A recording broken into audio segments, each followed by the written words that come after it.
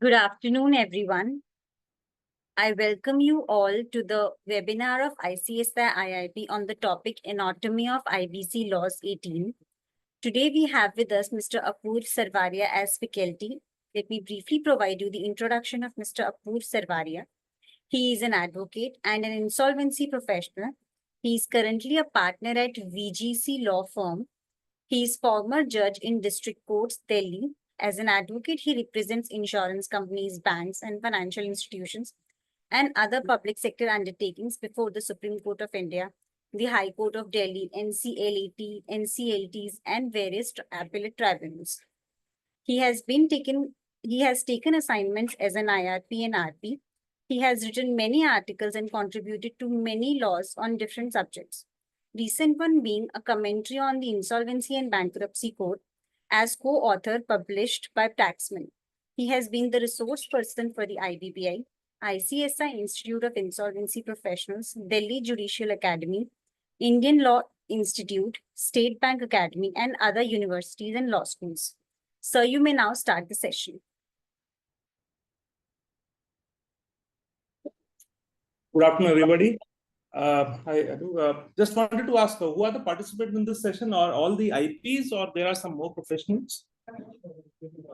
No, all the IPs. All IPs are there. Good afternoon, everyone. This is, I think, the fifth or sixth kind of session of anatomy of IBC cases that we are going to start. And this is a session which will discuss the recent Supreme Court pronouncement and one or two NCLAT pronouncements that we have seen evolving the IBC jurisprudence. So I am here being a legal expert here, but I also look forward to professionals, IPs who are professionals in other fields like company secretaries, CAs also. So we can have a mutual interaction on the subject. And gain knowledge, because I also disclaim that I'm in accounting and secretarial practice. I'm a bit not that comfortable, but of course legally I'm quite sound. So we look for a good mutual interaction as far as all different doubts that we may have during the session while we discuss the cases, and also any other queries that we can discuss. So that makes us understand the insolvency law as well as the professional in practice. What are the best practices that we can follow? We can mutually evolve that also. So I'll just start sharing my PPT, but so that I think what we'll do is there are total 10 cases that we are going to discuss. There are 8 Supreme Court judgments and 2 are NCLT New Delhi bench. All are 2024 cases. So what we'll do is once we finish understanding the first case, then I'll open the platform for any doubts or issues that we may have on that particular issue, and then we'll discuss case by case, so that then and there the doubts arising in a particular case can be discussed and we can evolve into then we can go into the next case. So I'll just share my PPT. So Anuji, just please confirm if you are able to see the PPT once I share. Right. This is slideshow.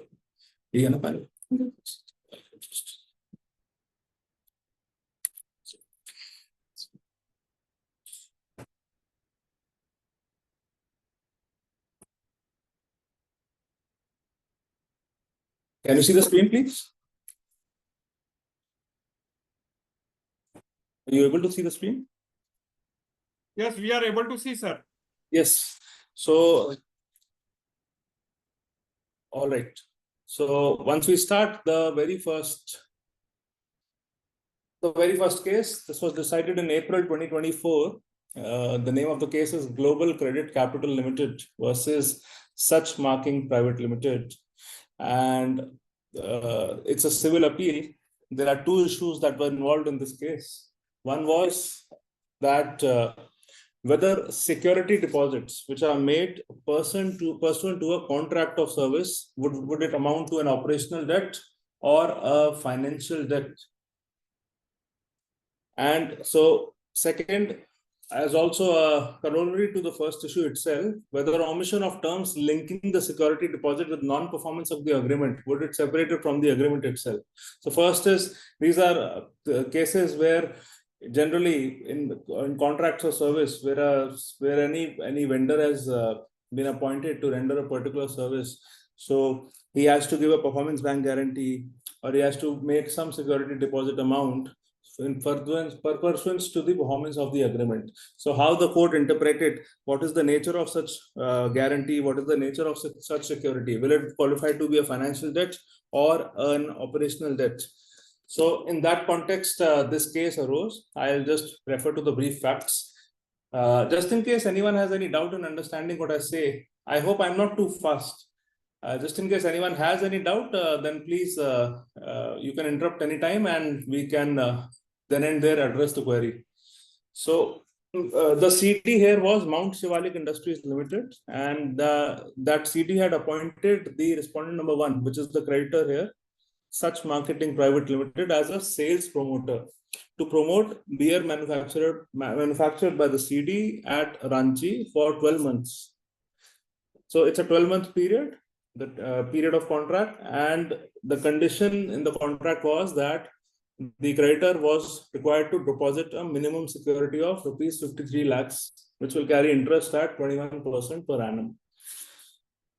During the subsistence of the contract, the Oriental Bank of Commerce filed a Section 7 petition, and this petition was admitted.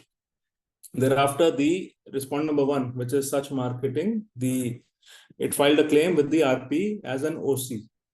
Now, thereafter, that claim was withdrawn and refiled as an FC. So initially, the creditor claimed himself to be an operational creditor. Thereafter, he claimed that my claim is actually of a financial creditor. It's a financial debt. But what the RP did, the RP accepted partly the claim as an operational debt and partly as a financial debt. However, after filing Form B, which is the part of operational debt, that part, the RP rejected the claim on the ground that respondent number 1 could not be considered a financial creditor. So the creditor moved an application under NCLT, before NCLT under 65C, seeking a direction to admit his claim as a financial creditor. The NCLT rejected the application and therefore the creditor filed an appeal before the NCLT. Now, what the NCLT did, NCLT allowed the appeal. NCLT allowed the appeal of the respondent number 1 and termed him as a financial creditor. Agreed by the decision of the NCLT, the appellant went before the Supreme Court. Now, what were the submissions that the appellants made against the proposition? First was that the agreement which was signed between the corporate debtor and the respondent number 1 was provided for paying a minimum security deposit. So this was a condition for being appointed as a sales promoter of the corporate debtor, which also means that there was no intention on the part of the CD to avail any financial facility from the respondent number 1.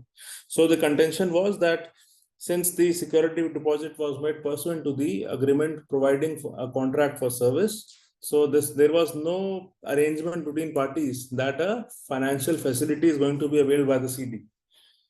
Second contention was that these agreements are service agreements. Therefore, the security deposit was obviously to ensure performance of the terms of the agreements. And accounting treatment cannot override the law and definition of operational debt under the IBC. Therefore, there is no disbursal of debt. On the contrary, the creditor had twofold contentions. First is that the these are the three criteria which will satisfy the requirement whether a debt is a financial debt or not. The criteria are: first, dispersal; second, time value of money; and the commercial effect of borrowing. So all these three criteria were satisfied in the underlying transaction. It also, during submission, also a reference was made to section 5(8)(f), which is the definition of financial debt.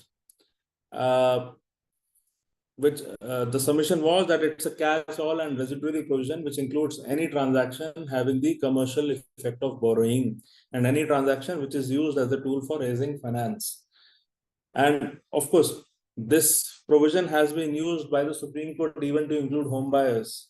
So that's how this submission was made, that this will include any kind of transaction which will eventually turn out to be having an effect of borrowing. Now, what did the Supreme Court held? Supreme Court held, and I've taken out the paragraphs from the judgment only. The first is para 14, which states that where one party owes a debt to another, and when the creditor is claiming under a written agreement or arrangement providing for rendering service, the debt is an operational debt only if the claim subject matter of the debt has some connection or correlation with the service subject matter of the transaction.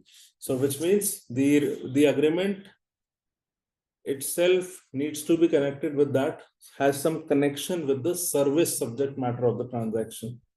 So it further held that, made some observations that apart from the sum of rupees 4,000 per month, there is no commission payable to R1 on the quantity of sales. So there is no commission. It is not a commission linked agreement. It is a agreement where a particular amount will be paid to the creditor upon performance of service, and it was rupees 4,000 per month only. So the quantity of sales, there is no commission involved.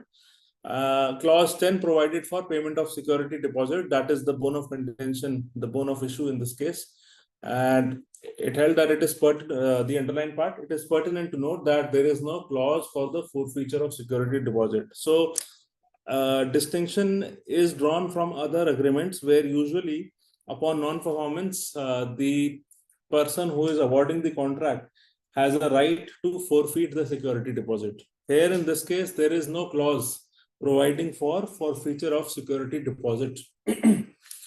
The amount specified in clause 10 had no correlation. So therefore, since there was no forfeiture clause, so the Supreme Court observed that there is no correlation with the performance of the other conditions of the contract by the respondent number 1. In the case of a 15th para, in the case of a contract of service, there must be a correlation between the service as agreed to be provided under the agreement and the claim. The reason is that the definition uses the phraseology, a claim in respect of the provision of goods or services. So the only claim under the agreements which will have any connection with the services rendered by respondent was the claim of rupees 4,000 per month, as that had only correlation with the provision of giving services to the CD. So Supreme Court held that only this claim can be said to be the concerning the provisions of services. Therefore, by no stretch of imagination, the debt claimed by the respondent number 1 can be an operational debt. So first observation which leads to determining which part of a debt will be operational debt is direct correlation with the services provided under the agreement. Para 16, now we come to clause F of subsection 8 of section 5. So they refer to the definition of financial debt and further observe that the condition for the applicability of clause F is that the transaction must have the commercial effect of borrowing. Transaction. Now, since the word transaction was used in section 5.8F, so it referred to the definition of transaction under the IBC, which is there in subsection 33 of section 3. And transaction includes an agreement or arrangement in writing for transfer of assets, funds, goods, etc. from or to the corporate debtor. So transaction has been defined as an agreement or arrangement in writing. And for what purposes? For transfer of any assets, funds, goods, etc. from or to the CD. So it's a quite wide definition, which of the term transaction. Now, in this case, there is an arrangement in writing for transfer of funds to the CD. So that security deposit is treated by the Supreme Court as an arrangement in writing for transfer of funds to the corporate debtor. Therefore, the first condition incorporated in clause F is fulfilled. What was the first condition? First condition, that it should be a transaction Now, whether it has a commercial effect of borrowing or not, that has to be seen now. Para 17 says to decide whether the second condition had been fulfilled, it is held that the financial statement of respondent number 1, which is the creditor, for the FY 2017-18 shows the revenue from the interest on the security deposit. Amounts were treated as long-term loans and advances in the financial statement of the CD. So in the financial statement of the creditor itself, these amounts have not been shown as security deposit. They have been shown as loans. They have been shown as long-term loans and advances. Moreover, in the financial statement of CD for the FY 2016-17, the amounts paid by respondent number 1 were shown as other long-term liabilities. Therefore, if the agreement and the financial statements of CD are considered, it is evident that the amount raised under the said two agreements has the commercial effect of borrowing. So, in this case, financial statement of CD, in fact, did not term it as a long-term, as a long-term loan, but long-term liability only. But what Supreme Court did, it made a combined reading of both the financial statements to understand what the parties intended. So the creditor always intended it to be a loan, a long-term loan, as reflected in the balance sheet. Plus, it was an arrangement having no linkage with the services provided under the agreement. So based on this, the Supreme Court arrived at these four conclusions. First, that there cannot be a debt within the meaning of Section 511 of IBC unless there is a claim within the meaning of Section 5.6. So there has to be, which is quite obvious, there has to be a claim first for that claim to have a debt. Second, the test to determine whether a debt is a financial debt within the meaning of Section 5.8 is the existence of a debt along with interest. So there has to be existence of a debt with interest, which is disbursed against the consideration for time value of money. This is, of course, a part of the definition itself. Third, while deciding the issue of whether a debt is a financial debt or an operational debt arising out of a transaction covered by an agreement or arrangement in writing, it is necessary to ascertain what is the real nature of transaction reflected in the writing. So this is what the Supreme Court did. It tried to ascertain the real nature of transaction. It also was able to bifurcate rupees 4,000 per month, which was part of the consideration for providing services under the agreement, and the security deposit, which had no relation with the performance of the services. Insofar, there was no forfeiture clause involved. Had there been a forfeiture clause, perhaps the finding might have been on a different context. Fourth, where one party owes a debt to another, and when the creditor is claiming under a written agreement or arrangement providing for rendering service, the debt is an operational debt only if the claim subject matter of the debt has some connection or correlation with the service subject matter of the transaction. So third and fourth have to be seen together. First, you have to first ascertain the real nature of transaction, and after ascertaining the real nature of transaction, if the debt which is being claimed has some connection or correlation with the service, which is the subject matter of that transaction, only then it will be part of the operational debt. Otherwise, it will not be operational debt. It is also relevant to observe here, it is not making an automatic conclusion that debt which is not correlated becomes a financial debt. So it can be some other debt also. But here, after observing that in the balance sheets, one party has reflected it as a long-term loan. So that's why, and then also having an interest clause where 21% interest was going to be awarded back to the creditor after the security condition of security deposit is satisfied. So looking at all these factors, it amounted to a financial debt as far as the security deposit is concerned. So the conclusion is that the claim relating to security deposit was upheld by the Supreme Court to be a financial debt. So a very interesting case where the Supreme Court has in fact made a larger distinction between an operational debt and a financial debt, even in such cases where the agreement is providing essentially a service agreement, but then also there is a bifurcation that maybe some part of the transaction might not be related to the real service which is being provided under the agreement, and it might have colors to be coming under the definition of financial debt. So any questions or queries in relation to this case? I think we are done with the first case. A very relevant observation here, it is relating to if you see, this is not a section 7 or 9 application, but during CIRP when the claimant had made a claim. So how the RP dealt with it. So even more important for us, because once a CIRP process starts, or even the liquidation process, then to ascertain whether a particular claim is to be treated as a financial debt or an operational debt, this judgment might be helpful to us to understand that even in cases where some financial transaction is being there pursuant to an agreement provided for services, that transaction might eventually lead to a claim of a financial debt rather than operational debt. So in that context, this judgment is quite relevant and quite important for us to also adopt as an IP while conducting CIRP in any case. Any questions, any doubts in this? Or any disagreements to the judgment? Should we move to the second one?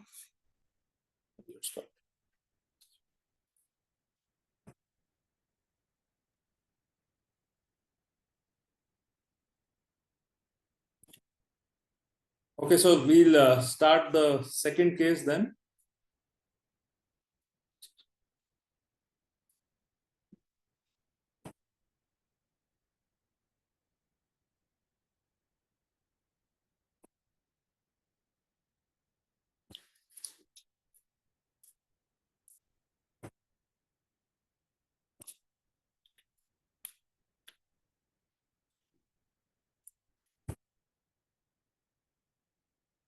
I hope everyone can see the second the screen again. Sir, visible. Yes, sir. Visible? Yes. Okay, so the second case is IBBI versus Satyanarayan Vankatlal Malu.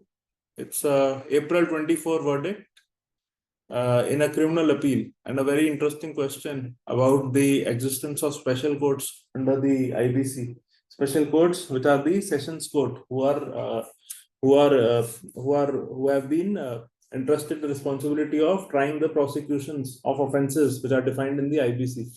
So the issue in that case, before the Supreme Court is whether section 236 of IBC, which makes reference to the special courts which have to try the offences which are defined in IBC, whether that section 236, it is a legislation by incorporation or legislation by reference. So to understand the issue, first we'll deal with the facts, and then we'll be able to appreciate what exactly is the issue in the case. So the CD here is SBM Paper Mills Private Limited, which had filed a Section 10 petition for initiation of CIRP. Now the ex-director of the CD had also filed a 12A for withdrawal of the petition under Section 10 in light of an OTS. Now there was some non-compliance of the OTS terms with the one-time settlement, and the NCLT had issued a show cause notice to the ex-directors for such non-compliance. Additionally, IBBI also filed a complaint against the respondents for offences punishable under Section 73A and 235A of the Code.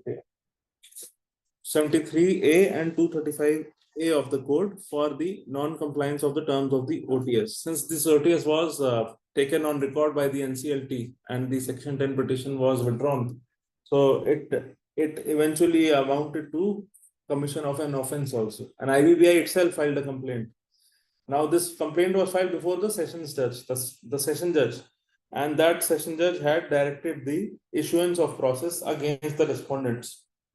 Respondents were the ex-directors here, and further directed them to be summoned on the next date of hearing. Now, after they were aggrieved by the summoning order. The respondents were aggrieved by the summoning orders here, and then they filed a writ petition before the Bombay High Court, praying that for quashing and setting aside of the summoning order passed by the session judge, for the sole reason that there was no jurisdiction with that court.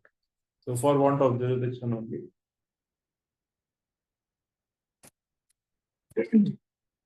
So, in that context, since the issue was whether Section 236 is a legislation by incorporation or by reference, the IBBI itself stated that it was of the opinion of this view that it is a legislation by incorporation. And why? Because first submission was that the reasoning given by the learned single judge that the offences other than the Companies Act cannot be tried by the special court consisting of session judge or ASJ is totally in ignorance of the provisions of subsection 1 of section 236 of the code.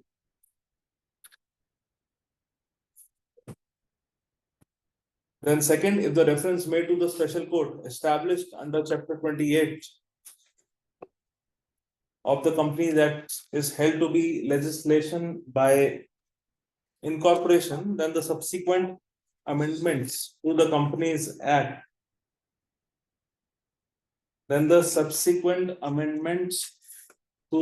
Companies Act would not be applicable to the court. So if the reference were made to the special court of the Companies Act 2013, then it has to be held to be a legislation by incorporation, and the subsequent amendments will not be applicable because by incorporation means specific reference to that provision that which existed at that time. Third, if the learned single judge found that the special court did not have jurisdiction, and then it should have returned the complaint for presentation of the same before the competent court having jurisdiction. So, on the contrary, the ex-directors had submitted that a general reference was made in section 236, and so the present case would not be a case of legislation by incorporation, but would be a case of legislation by reference. Now we see how the court makes made a finding, but before that, the relevant provisions that we are talking about to understand the issue here is that section 435 of the Companies Act 2013, it talks about the establishment of special courts. And if you see subsection 2 here, special court shall consist of a single judge holding office as session judge or ASJ in case of offences punishable under this act for a period of 2 years or more.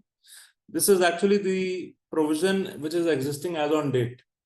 So as on date, a single judge, session judge, who is empowered to try offences having punishment of 2 years or more. And then there is another category of special court, which is the Metropolitan Magistrate or the JMFC, who can try the other offences which have imprisonment of less than 2 years.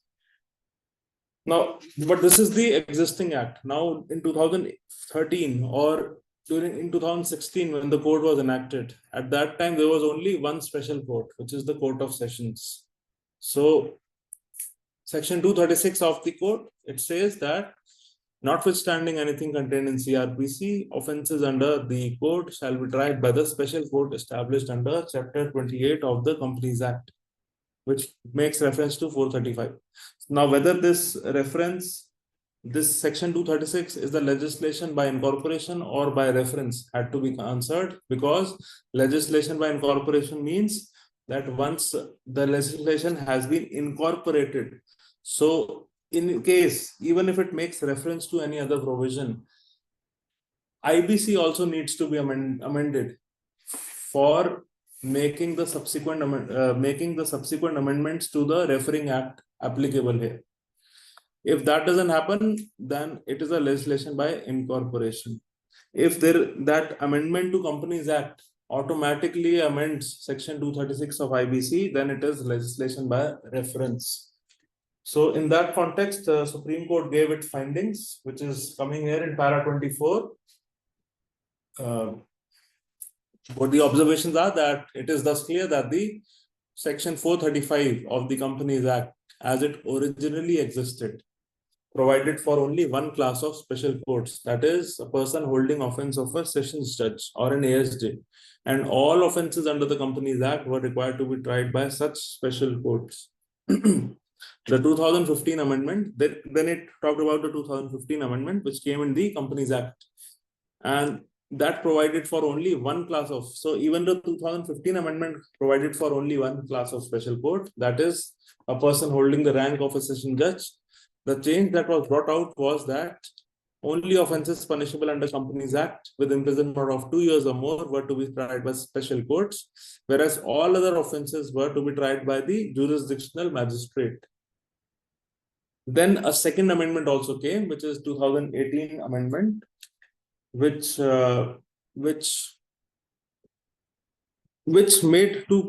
created two classes that I've already highlighted in the previous slide. One is a special judge who is a session judge and a special judge who is a magistrate. So these two classes of special courts were evolved, and the bifurcation is same: 2 years or less will be tried by magistrate, but who is now a special judge under the statute, and the above 2 years will be tried by the special court who is a sessions judge. So if you see the last 4 lines, the offences punishable under Companies Act with imprisonment of 2 years or more were required to be tried by special court comprising of sessions judge, whereas all other offence, that is offence punishable with imprisonment of less than 2 years, they were to be tried by a special court. Again, please highlight special court now, comprising of MM or JMFC. The Para 25, the question that requires to be considered is as to whether the special court under the code would be as provided under 435 of Companies Act as it existed at the time when the code came into the effect, or it would be as provided under 435 of Companies Act after 2018 amendment. So which 435 is applicable? Is it at the time when IBC came, or is it that 435 which is the one in existence now? Now, the answer to that question would depend upon as to whether the reference to special court established under Chapter 28 of Companies Act in Section 236 of the code is now the question comes, is a legislation by incorporation or a legislation by reference. If it is held that it is a legislation by incorporation, then the subsequent amendments would not have any effect on the code. So please note, if it is a legislation by incorporation, then the subsequent amendments were in the Companies Act.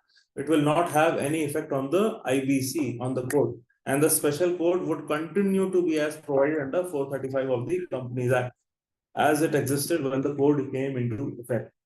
Per contra, which is on the contrary, if it is held that it is a legislation by reference, then the subsequent amendments would also be applicable to the code, and the special codes would be as provided under 435 of Companies Act after its amendment by the 2018 amendment.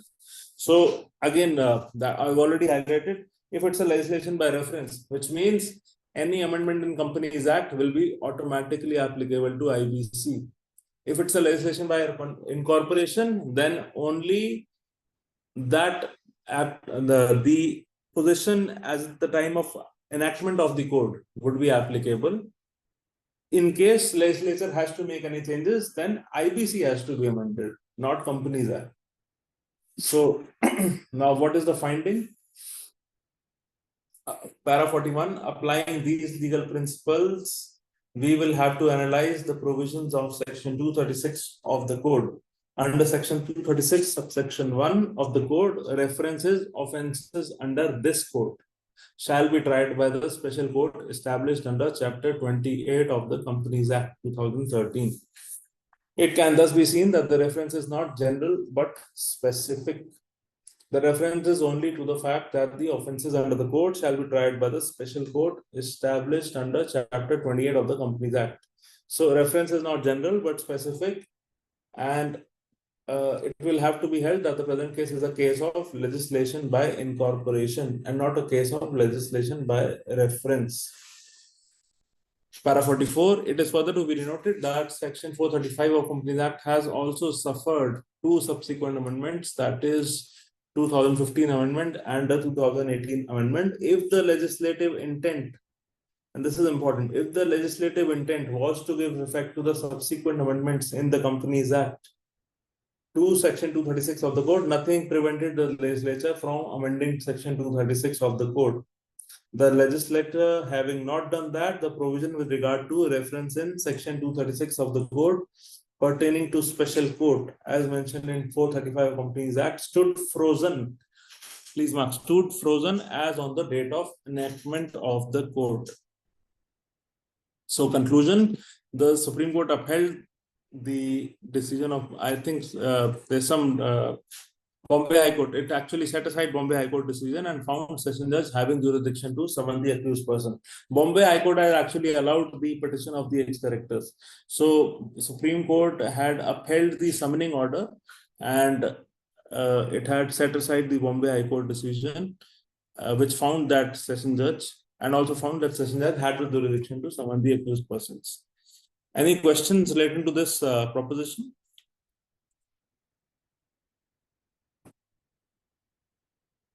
Any questions? So a very interesting case where if tomorrow one deals with this issue, that what is a special court under the IBC, then it is a special court under 236, which makes reference to the special court which was existing at the time in the year 2016.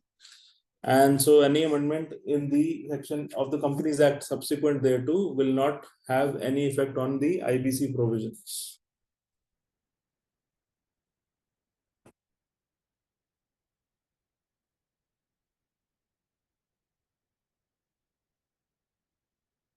Now the third case.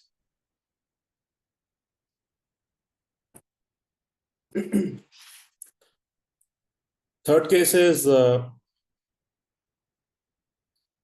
again Supreme Court case. This was decided in March 2024. Deccan Value Investors LP versus Dinkar Venkat Subramaniam. This is a case where the issue was that can a resolution applicant withdraw or modify the resolution plan, claiming there was some misinformation in the IM. So in case of a misinformation in the IM, can there be a withdrawal? Should an RA be allowed to withdraw the resolution plan?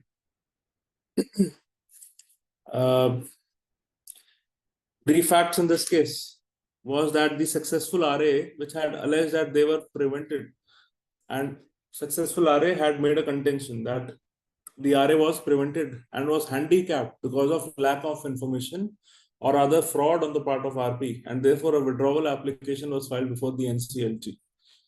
Now, straight away we'll come to the Supreme Court findings, that what the Supreme Court says, whether such an RA can be permitted to withdraw the resolution plan only on the because of the fact that wrong information was provided in the information memorandum. So, para 4 of the Supreme Court, it held that the court, it referred to its judgment in EBIC Singapore, 2022 Supreme Court judgment, which had held that the RA cannot withdraw or modify the resolution plan after the same is approved by the COC. It is immaterial that post approval by COC, there is a consideration under 31(1) of the code by adjudicating authority for final approval. So even after the approval by COC, not even by the adjudicating authority, even before that, RA was not permitted to withdraw the resolution plan, even by the EBIC's judgment. Thereafter, para 6, the effect of approval by the NCLT, adjudicating authority, under 31(1) makes the resolution plan binding on all stakeholders, even those who are not members of the COC. The scrutiny by the adjudicating authority for grant of approval in terms of 31(1), read with other provisions of the code, is limited and restricted. So scrutiny of NCLT, it recognizes it is only a limited scrutiny, a restricted scrutiny. It only has to oversee whether the RP has complied with all the formalities, whether the resolution plan satisfies the requirements and all. It doesn't really get into the depth which is already being gone by the COC. It does not allow or permit the resolution applicant to unilaterally amend or modify or withdraw the resolution plan post approval by the COC. Para 15, the resolution plans, and these are important observations. Resolution plans, Supreme Court made the observation that they are not prepared and submitted by lay persons. So this is in the context of the RA alleging that wrong information being provided in the IM or incorrect data. So since resolution plans they are not prepared by lay persons, they are submitted after financial statements and data are examined by domain and financial experts who scan, appraise, evaluate the material as available for its usefulness with caution and skepticism. So a lot of technical financial experts, they get into and they do their due diligence, and then only they arrive at a decision whether they are required to submit the resolution plan and at what rates, at what conditions. A lot of deliberations happen, which are not done by lay persons, but technical financial experts, domain experts. Inadequacies and paltriness of data are accounted and chronicled for valuations and the risk involved. It is rather strange to argue that the super specialists and financial experts were gullible and misunderstood the details, figures, or data. So Supreme Court makes a quite important findings in the context of RAs that they cannot have the excuse of being gullible or of misunderstanding the data, which is not properly correct. The assumption is that the RA would submit the revival resolution plan specifying the monetary amount and other obligations after in-depth analysis of the fiscal and commercial viability of the corporate debtor. Pointing out the ambiguities or lack of specific details or data post acceptance of the resolution plan by the COC should be rejected, except in an egregious case where data and just a second.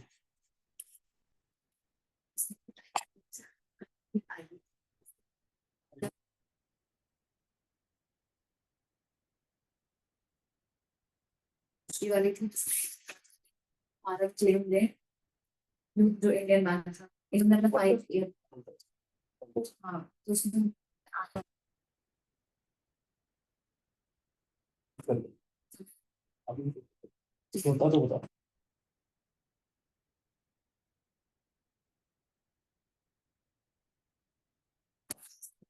Can you see the screen? Yes, sir. Yes. So,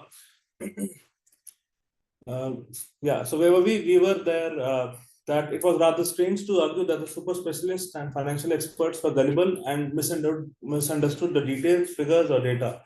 The assumption is that the RA would submit the revival resolution plan specifying the monetary amount and other obligations after in-depth analysis of the fiscal and commercial viability of the CD. Pointing out the ambiguities or lack of specific details or data post acceptance of the resolution plan by the COC should be rejected, except in an so Supreme Court makes an exception to this rule also, except in an egregious case where data and facts are fudged or concealed. So the burden is on the RA to show that data is fudged or concealed to actually plead that my resolution plan should be withdrawn, allowed to be withdrawn. If that is not done, then it is not an excuse for an RA to withdraw the resolution plan. He cannot be allowed to withdraw. So Supreme Court on the one hand has made it clear, also reiterated the settled law in IBC Singapore case that RA cannot be allowed to withdraw the resolution plan post the acceptance by the COC. Not even AA, even post acceptance of COC, he cannot be allowed to withdraw, but makes an exception of an egregious case where data and facts are fudged or concealed. Absence or ambiguity of details and particulars should put the parties to caution, and it is for them to ascertain details and exercise discretion to submit or not submit resolution plan. So caution has to be exercised. It is quite Supreme Court also made an observation that these kinds of insolvency matters, where data is actually not properly available. So it is not expected of the RP also to provide each and every accurate data which should be there as on what is available in the CD's records. So the para 16, Supreme Court further makes an observation that records of CD who are in financial distress may suffer from data asymmetry, debatable or even wrong data. IM is not to be tested applying the true picture of risk obligation and has to be understood on best effort basis. The Supreme Court recognized, also tries to protect the RP by saying that if you made the best effort to collect the data, then that is enough for you to provide the correct picture or so-called correct picture as reflected in the IM. And the true picture of risk obligation is actually of the RA only to perform his own due diligence and see what is the status of the company and what he is getting into. So just my own comments on this, that the Supreme Court decision is actually beneficial to RPs to protect themselves from any party throwing allegations of wrong description in the IM, especially in most CIRP cases where data is not available on account of non-cooperation by the ex-management. The decision also affirms that an RA should conduct its own due diligence of the CD and cannot claim an excuse for solely relying upon the details given in the IM. And practically also, we as RPs, we also in the IM also we also make a disclosure that you have to conduct your own diligence whenever an prospective resolution applicant is provided with the IM. Usually, I'm sure everyone will agree, we do provide a disclaimer that you please make your own due diligence and then submit a resolution plan after having making an independent decision and not going solely on the figures provided in the IM. So Supreme Court has also understood, and also it's quite I would say laudable decision, at least for the RPs, for the IPs, that it's not trying to penalize the IPs for providing any wrong information in the IM. However, it is making an exception also that where data and facts are fudged or concealed. So in case the RA or any other stakeholder comes to is able to provide a record or material showing that some data were fudged by the RP or they were concealed, deliberately concealed. So there is a misinformation or misrepresentation which might amount to fraud. Then in such cases, perhaps the decision might be different. Any questions or doubts on this? Or any sharing of experience of a similarly situated, if anyone has encountered such kind of situations? No. Okay, so we have done with 3 cases. Now, the 4th case is another recent judgment of Supreme Court, February 24 only, having 4 issues. Greater Noida Industrial Development Authority versus Prabjeet Singh Soni.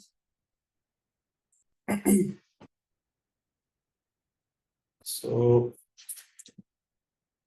in this case, there are 4 issues that have been resolved by the Supreme Court. First is the question whether does the RP have the power to accept or reject claims at the outset if the creditors file claims in the wrong form. So if a financial creditor files a claim in the form meant for OCs, then can the RP at the outset reject the entire claim or not accept the claim or treat it as not filed? Second, can the NCLT's power to intervene in the COC decision after approval of the resolution plan? Can NCLT do it? The rule of commercial wisdom as laid down by K. Shashidhar case, can there be an exception to it? Third, whether a notice of COC meetings should be served upon an OC having more than 10% claim in the total amount of the debt of the CD. And if not served, whether the acceptance of resolution plan, whether it is hit by it. Fourth, whether an opportunity of hearing should have been given to the appellant before the approval of plan by the AA. So, who is the appellant here? The Greater Noida Industrial Development Authority, which is the creditor also. And it is a statutory authority which is constituted under the section, under the UP Industrial Area Development Act of 1976, which acquired land for setting up an urban and industrial township, which is Greater Noida only. One of the plots was given to JNC Construction Private Limited, which is the corporate debtor here. And this was given on lease for a residential project. So the plot ownership was vesting with the Greater Noida Authority itself and was given on lease by charging premium payable in installments. So leasehold rights were granted and CD committed default in payment of installment and was served with a demand cum pre-cancellation notice.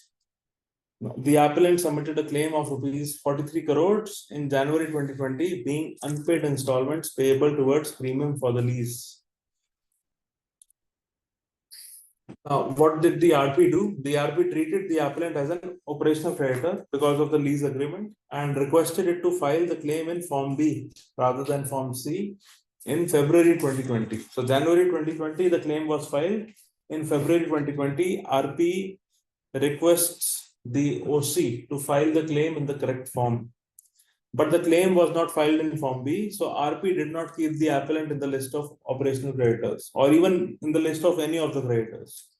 So in the meanwhile, NCLT approved the resolution plan by an order dated 4th August 2020. So while the Greater Noida Authority was not part of the forming part of the list of creditors, also was not even given the notice of the meetings. In the meanwhile, the resolution plan came to be accepted by the NCLT in August 2020.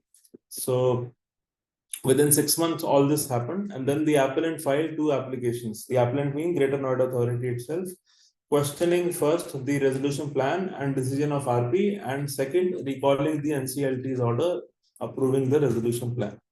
Now, submissions of the appellant here, there are 4 submissions. First, there was gross error on the part of the RP in treating the appellant as an operational creditor, particularly when it had no adjudicatory power. Second, resolution plan erroneously states that appellant did not submit a claim, when in fact it was submitted. Third, appellant being owner of the land with statutory charge over assets of the CD ought to have been given top priority for its dues as a secured creditor. Fourth, no opportunity of hearing was given to the appellant by COC, and the entire process right up to the approval of the plan by the A was ex parte. So, first contention relates to treatment of the creditor as an OC. Second relates to resolution plan making wrong disclosure of facts when in fact the creditor had filed its claim before the RP, though as FC. Third was the creditor itself claiming itself having statutory charge over the assets of the corporate debtor, because it was only the leasehold right which was granted to the CD, so the ownership vested in the creditor itself. And the last was that COC during the entire process till the approval of resolution plan did not give any notice to the creditor, and everything was in a way ex parte. Now, findings of NCLT on the issue. NCLT rejected the application. It refused to recall its order and stated that 7 months had elapsed between the date of filing of the claim and date of approval of the plan, and the appellant took no steps against the RP. And now it is not permissible to take a decision on the claim application of the appellant, as CRP is complete consequent to the approval of the plan. So once the plan is approved by the NCLT, the CRP process is complete. So this is not a stage to move before the NCLT with any grievance relating to the claim. Now, NCLT, what did that do? NCLT also upheld the NCLT's order and made an observation that disbursement is an indispensable requirement to constitute a financial debt within the meaning of Section 5(8) of the IBC, and that too, the disbursement must be from a creditor to a debtor. And as the lease executed by appellant was not a financial lease or capital lease, the appellant does not qualify as a financial creditor. So NCLAT also upheld the NCLT findings, but with different reasoning, by stating that the creditor, the Greater Noida Authority, was not an OC, or was not an FC, but an OC only because of the lease agreement. And this agreement was not a financial or capital lease, but a normal lease. Agreed by the decision of the NCLT, the Greater Noida Authority, which is the creditor, approached the Supreme Court. Now, what were the submissions before the Supreme Court? First, the appellant made a submission that the meeting of COCs were not notified to the appellant to enable its participation, and at the time of approving the resolution plan, the NCLT failed to consider whether the plan had made provisions commensurate to appellant's claim and the statutory charge which the appellant enjoyed over the assets of the CD. Submission by respondents here was that the commercial wisdom of COC is not justiciable. It cannot be interfered with, and further, once the resolution plan which makes a provision for the appellant is approved by the adjudicating authority, it cannot be questioned through a recall application. So somewhat submission similar to NCLT's observations only.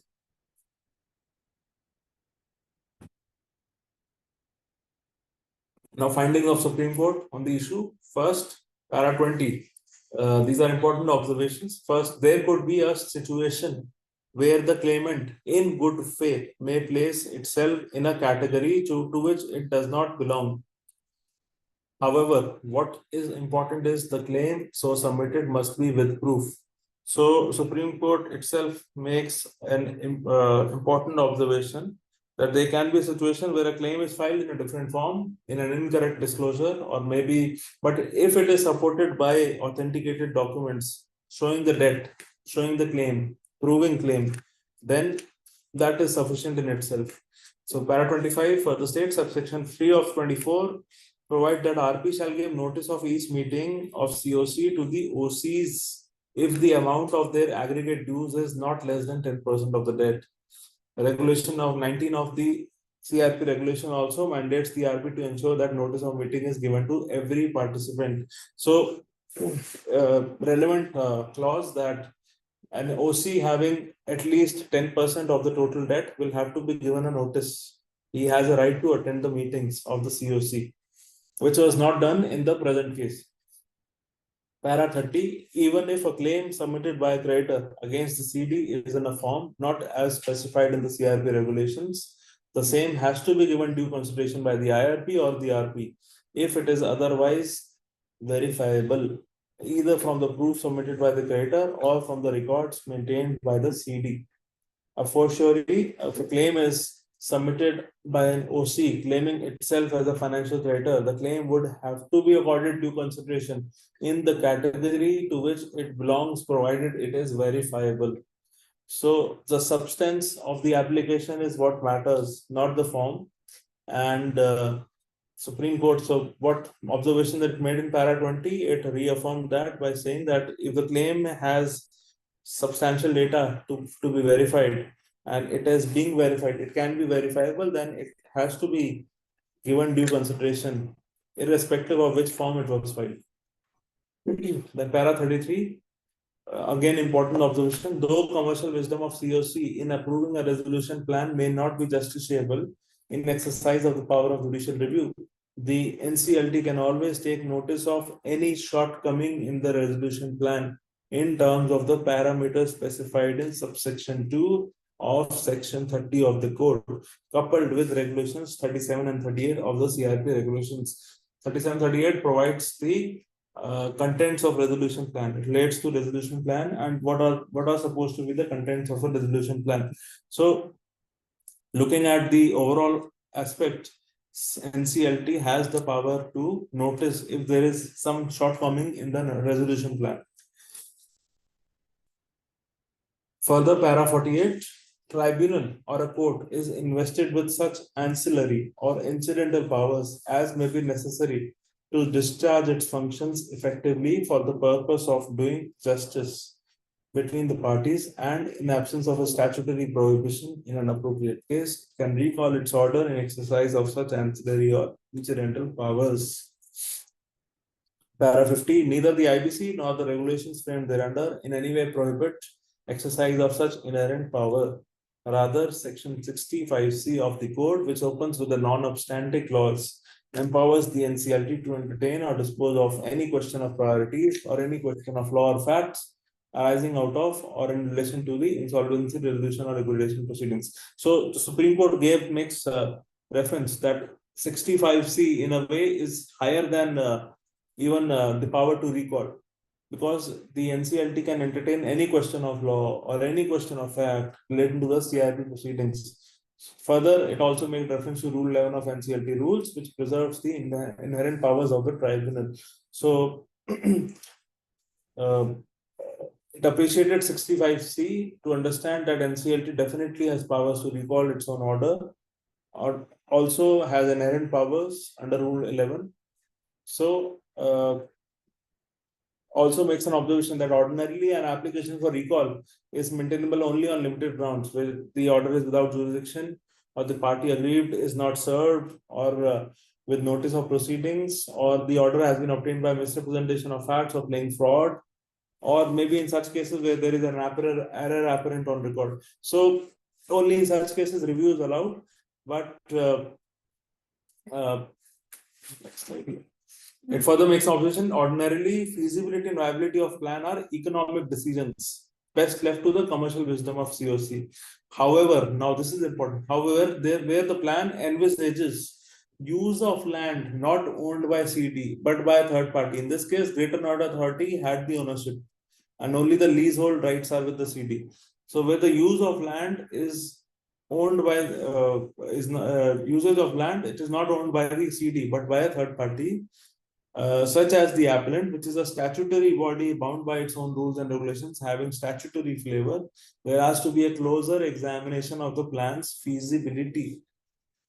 Further, so in such cases, if the RA also makes wants to assert some right over the leasehold property, because leasehold rights are not easily saleable without the permission of the main owner, which is Greater Noida Authority. So in such case also RA will face difficulties. So in that context also, perhaps these observations are relevant. So para 55, as we have found that neither NCLT nor NCLAT, while deciding the application or appeal of the appellant, took note of the fact that first, the appellant had not been served notice of the meeting of COC. Second, the entire proceedings up to the stage of approval of resolution plan were ex parte to the appellant. Third, so these are important observations coming. Third, the appellant had submitted his claim and was a secured creditor by operation of law. So it recognized that being a secured creditor, and yet the resolution plan projected the appellant as one who did not submit its claim. So in fact, he submitted the claim, was not treated as being filed by the RP. So all this was quite wrong. And fourth, the resolution plan did not meet all the parameters laid down in subsection 2 of section 30 of the code. We are of the considered view that the appeals of the appellant are entitled to be allowed and are accordingly allowed. So the conclusion here is that the order of approval of resolution plan was set aside, and the order dated 4th August past was set aside, and the resolution plan was sent back to the COC for resubmission after satisfying the parameters set out by the court as exposited above.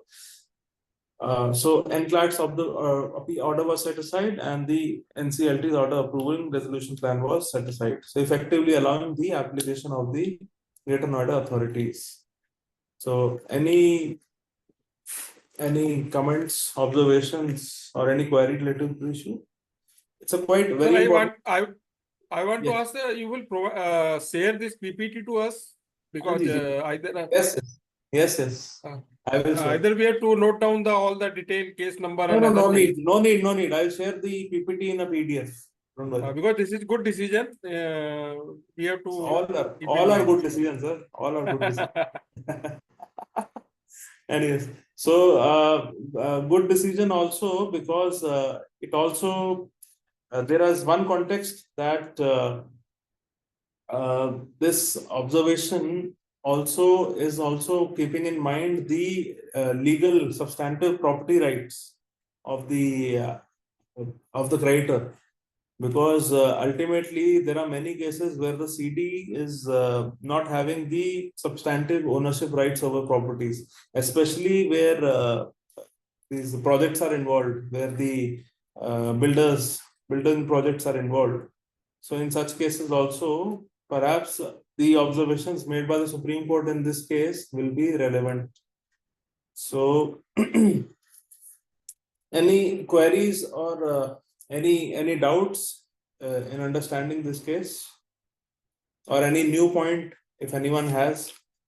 So I've seen many RPs also taking this position that since a particular debt or a claim is not a financial debt, so I will not treat the Form C as a properly filed claim. So we have seen, in fact, many senior IPs also doing this. So Supreme Court has observed here. In fact, there have been two such kind of decisions in this slideshow only, where Supreme Court has repeatedly observed that form is not relevant. If you have been provided the sufficient data, then it is good enough for you to consider the claim, admit the claim, and then in your own finding, if you're able to find that the creditor is not an FC but an OC, then you should at least, it is your duty also to maintain the record properly and not, I would say, not escape from the responsibility by taking a hyper technical view that the form is not filed in the correct form. So it's actually relevant for us to understand that irrespective of which form it is filed, if the data is provided, form is complete, and it is supported by relevant documentary evidence for verification, then one should not enter into technicalities to see that, oh, this is form C and not form B, so I will not treat him as OC, I will not treat him as any creditor. So this cannot be the approach of an RP or an IRP. So this is also very relevant. In fact, might also, anyone aggrieved can also easily file a complaint for IBBI, which will definitely not take which will not be in good taste. I would so strongly recommend not to follow that.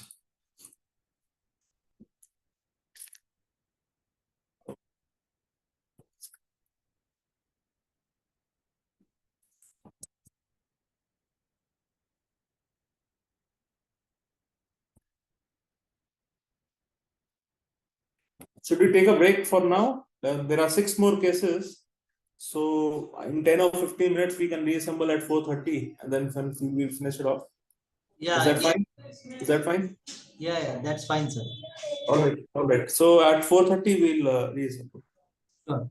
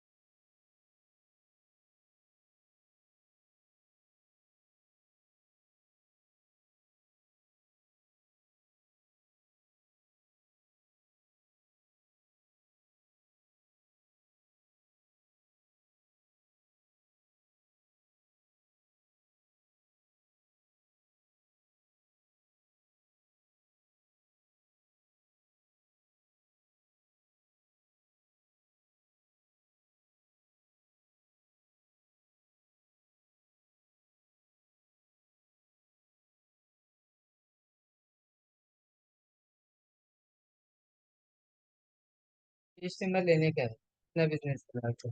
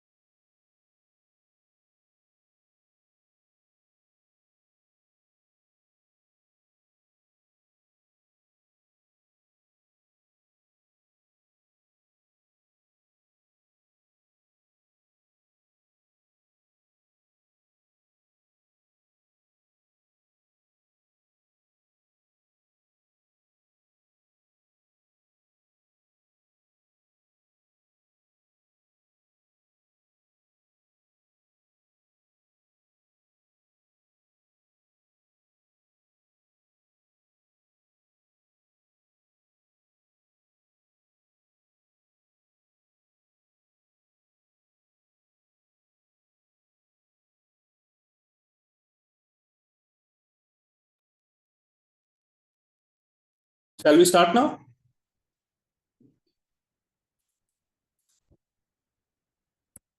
Yes, please. Yes. Okay, so we have till now discussed 4 cases. Now 6 cases which remain. I tried to finish it off as early as possible.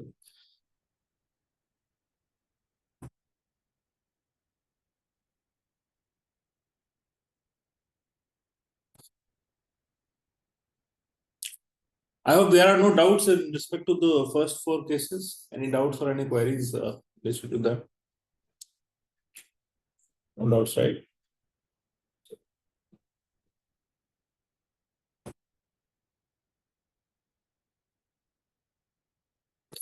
Right. So now the next case is of January 2024, Ansal Crown Flat Buyers Association versus Ansal Crown Infra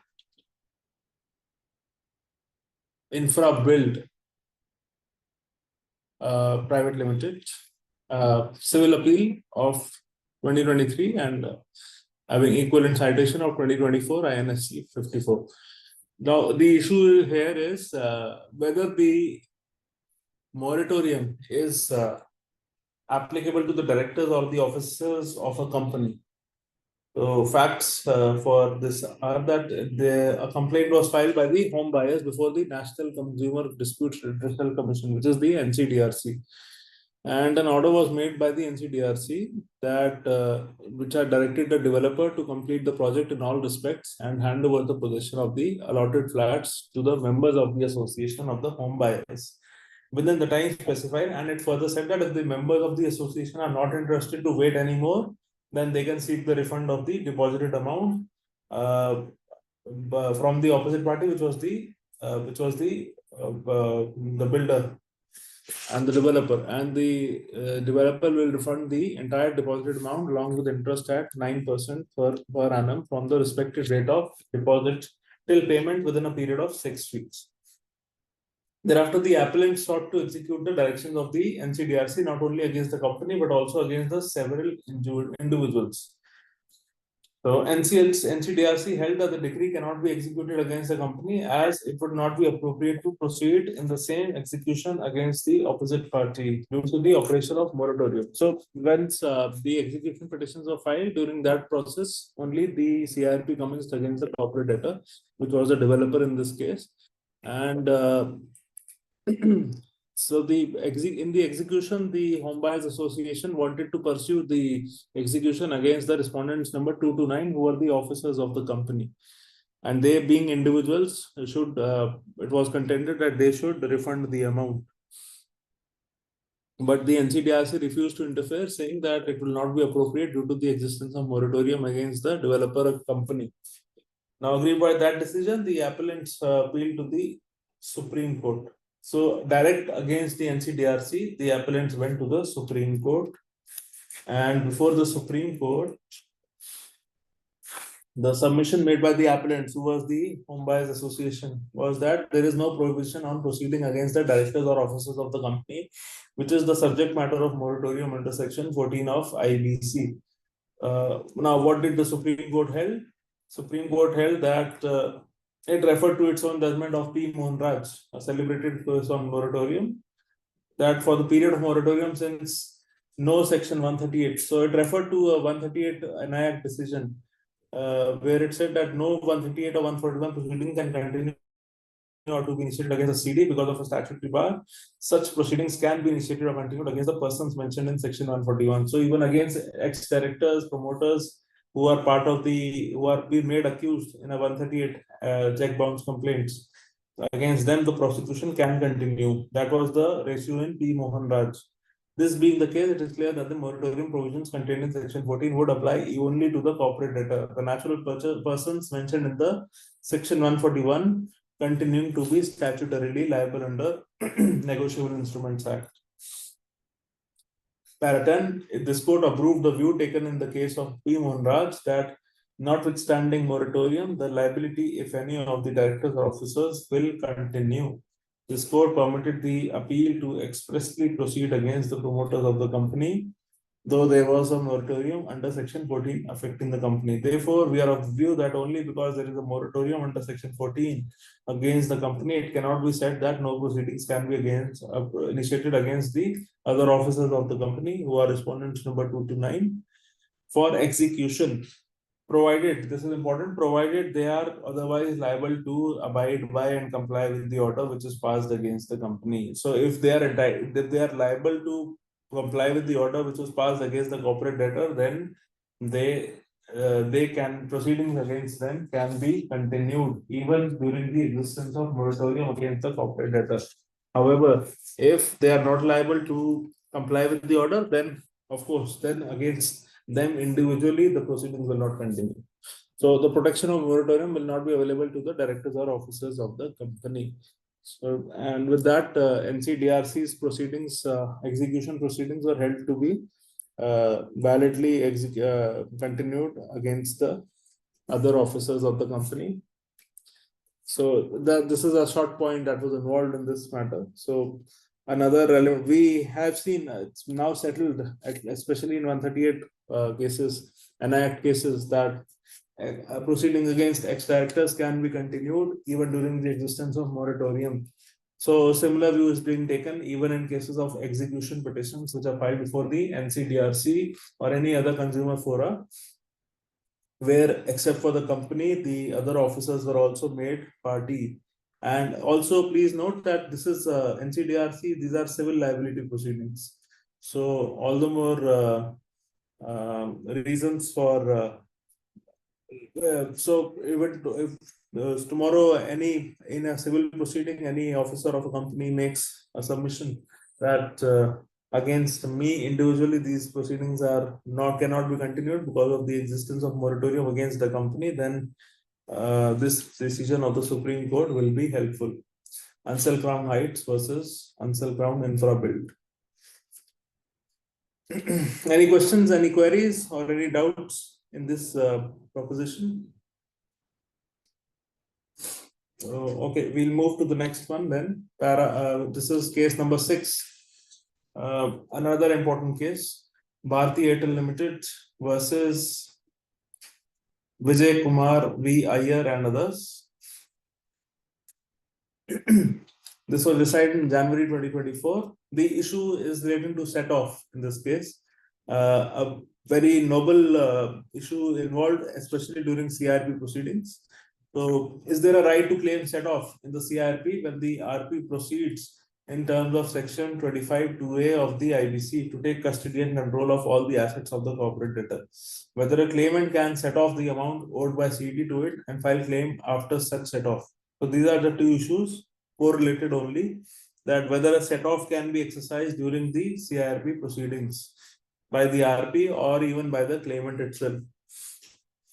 So brief facts are, I'll read a bit slowly, it's a bit complicated.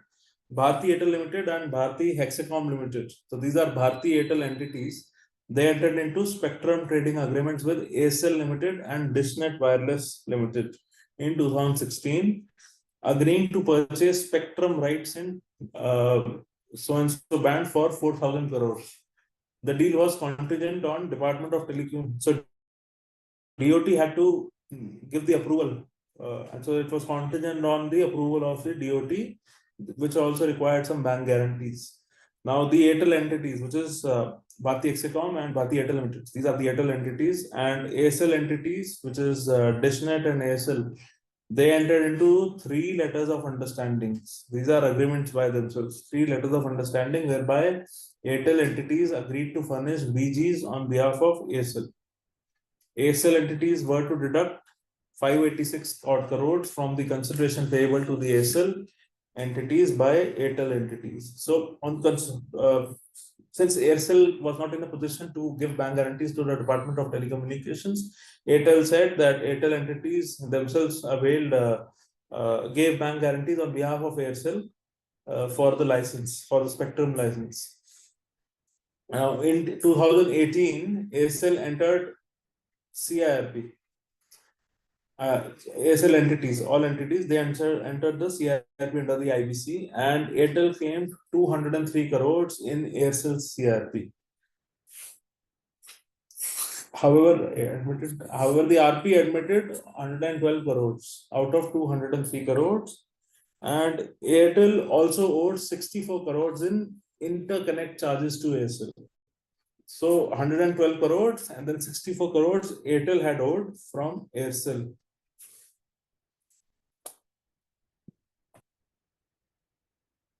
So what did the RP do? RP adjusted 112 crores from Airtel's payment to Aircel from the initial bank guarantee which was returned. Bharti Airtel Limited was asked to pay 112 crores to Aircel entities which were undergoing CIRP, failing which the RP would be obligated to take steps for recovery.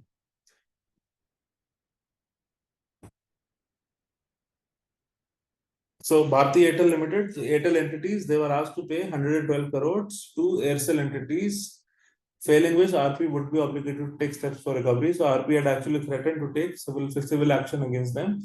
Airtel entities objected on several grounds and also claimed set off of the amount due to them by the Aircel entities from the amount payable by them to the Aircel entities. Now NCLT ruled in favor of Airtel's right to set off. NCLAT overturned the decision of NCLT, stating that set off contradicts IBC's objective and is prohibited during the moratorium period.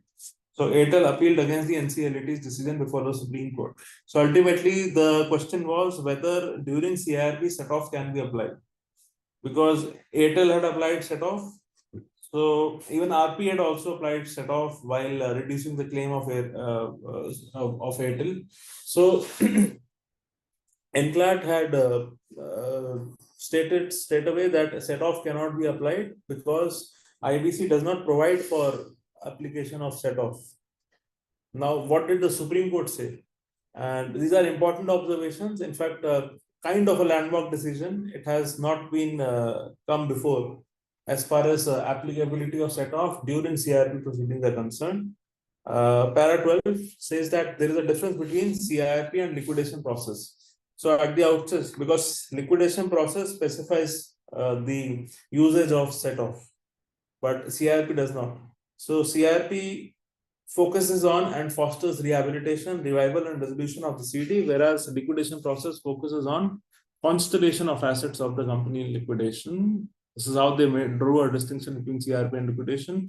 And para 23, a debtor cannot, after notice of assignment of his debt by the creditor, improve his possession as regards set off by acquiring debts incurred by the assigner creditor which are payable to a third party. So any debts which are payable to a third party cannot by itself be assigned by a debtor. This will not meet the mandate of mutual dealing because the third party is also involved. This will be contrary to equity and would amount to misuse of the provision for insolvency set off. Provisions of statutory set off. Statutory, because set off provisions are there in CPC, Order 8, Rule 6, or insolvency set off as permitted by Regulation 29 of liquidation regulations cannot be applied to CIRP. So there is only one provision in IBC, which is Regulation 29 of liquidation regulations that talks about set off, and Supreme Court made an observation that Regulation 29 cannot be applied in CIRP. The aforesaid rule would be, however, subjected to two exceptions of situation. So here, judiciary, Supreme Court has itself laid down the law that there are two exceptions to the rule of non-applicability of set-off. First, para 30, if at all it can be called an exception, is where a party is entitled to contractual set-off. So one kind of set-off that the Supreme Court talks about is contractual set-off on the date which is effective before or on the date of CIRP. So at the time of commencement of CIRP, if there is a contractual set-off existing, then that can be applied. And why this court observes, the reason is simple. The CIRP does not preclude the application of contractual set-off. During the moratorium period, with initiation of CIRP, recovery, legal proceedings, etc., cannot be initiated, enforced, or remain in abeyance. Besides the moratorium effect, the terms of the contract remain binding and are not altered or modified. So Supreme Court makes an observation, contract, if it is in existence, remains there. The conditions are binding on both the parties. So any set off which is clearly appearing in a contractual term can be utilized, can be used. during the CIRP process. The second exception to the rule against set off during CIRP, against the usage of set off during CIRP, is in cases of equitable set off. So one is contractual set off, which the Supreme Court carves out first exception. Second is equitable set off, when the claim and counterclaim in the form of set off are linked and connected on account of one or more transactions that can be treated as one. So when there are more than one transactions which can be treated as one transaction, and the claim and counterclaim both are emanating from that particular transaction, then in such case equitable set off can be applied. The set off should be genuine and clearly established on facts and in law, so as to make it inequitable and unfair that the debtor has asked to pay money without adjustment sought that is fully justified and legal. So this is how equity plays its role here, that there should be some justification. Otherwise, the debtor will ask for the entire amount of money without usage of the equitable set off. The amount to be adjusted should be a quantifiable and unquestionable monetary claim. So this is important. The adjusted amount should be quantifiable, and it should be unquestionable. As the CIRP is a time-bound summary procedure. It is not a civil suit where disputed questions of law and facts are adjudicated after recording evidence. Set off of this nature does not require legal proceedings. Further, set off of money is to be given against money alone. So money against money only. So this kind of set off is not applicable to other things, but only money. It will not apply to assets. These are important observations to understand what exactly is an equitable set off in cases in the context of insolvency. Lastly, being an equitable right, it can be denied when grant of relief will defeat equity and justice. So even if it is an equitable right, it can still be denied if grant of such equitable set off, it will defeat the equity and justice. So it is not as if equitable set off can be applied or can be easily used. If it defeats equity and justice, then also it can be denied. Now, para 33, we would in fact borrow the term. This is also important. They have now used a new term for equitable set off. They have borrowed the term transactional set off instead of equitable set off when we describe the second exception. The reason is that the second exception refers to an ascertained amount, which is a requirement for legal set off. So second exception first refers to an ascertained amount, which is a requirement for legal set off under Order 8, Rule 6 of IBC, and at the same time relies on equitable right when the statute is silent and there is no reason to deny set off under the common law. It is an equitable right because the transactions are close and connected, harbingering the claim and the counterclaim. It would be manifestly unjust to bifurcate the connected transactions to accept and enforce the claim of one party without adjusting the amount due to the second party. This, in our opinion, does not contradict the eclipse by way of moratorium because the transactions are treated as singular and one. So this is, in a way, an exception to the moratorium principle also, because where one party is claiming a claim against the corporate debtor, and it cannot be done because of the existence of a moratorium in favor of CD. But secondly, on the other hand, CD can claim against the claimant the counterclaim because there is no moratorium applicable against the claimant. So in such cases, the transactions being interconnected, same transactions or nature of transactions is such that they are treated as one. So the Supreme Court makes an observation that set off can be applied in favor of the corporate debtor in such cases, and also against the corporate debtor in some cases. This also does not contradict the eclipse by way of moratorium because the transactions are treated as singular and one. When transactions are closely connected, a claim for transactional set off during the moratorium period on a claim by RP is by way of a defense to protect the legitimate expectation and respect legal certainty. So important observations. Also, Supreme Court highlights the duty of RP in such cases because he also has to preserve the assets of the corporate debtor. So if he has to preserve the assets of the corporator, then he can also, if found fit, can apply equitable set off in favor of the corporate debtor. Thus, while accepting contractual and transactional set-off on the conditions specified, we have struck a balance with the doctrines of pari passu and anti-deprivation, which we believe is just and fair. Insolvency set-off in terms of Regulation 29 of liquidation regulations is statutory.